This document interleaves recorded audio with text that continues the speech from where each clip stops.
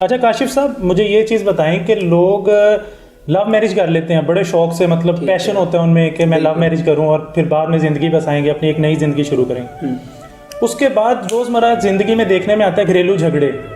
ख़ास तौर पे ये मतलब परसेंटेज वाइज भी देखा जाए तो पाकिस्तान में ख़ास तौर पे लव मैरिजेस में बहुत झगड़े देखने में मिलते हैं। डेफिनेटली आप सही कह रहे हैं। उसके साइकेट्रिक के लिहाज से उसमें मतलब क्या उनका इलाज मुमकिन है इस चीज़ का? नुमैर भाई देखें, इस चीज़ के इलाज की तरफ जाने से पहले ना देखें इस चीज़ की आप वजह देखें, इसकी वजह क्या है। ठीक है, अब देखें जब लव मैरिज होती है ना, लव मैरिज सर 94% नाकाम और 6% ही कामयाब है। अच्छा। ठीक है, अब इसमें होता क्या है सर लव मैरिजेस में ना रियलिटीज़ छुपाई जाती हैं। लड़का और लड़की अपनी रियलिटीज़ को छुपाते हैं।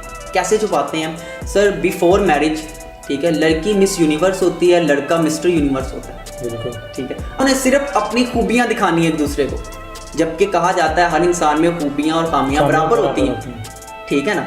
अब क्या होता है सर, एक इमेजिनेशन की दुनिया उनके लाशोर में सेव हो जाती है कि ये बड़ी प्यारी है, इसको कोई मसला नहीं है, सब कुछ, और लड़की के ज़हन में भी ये चीज़ें आ जाती हैं।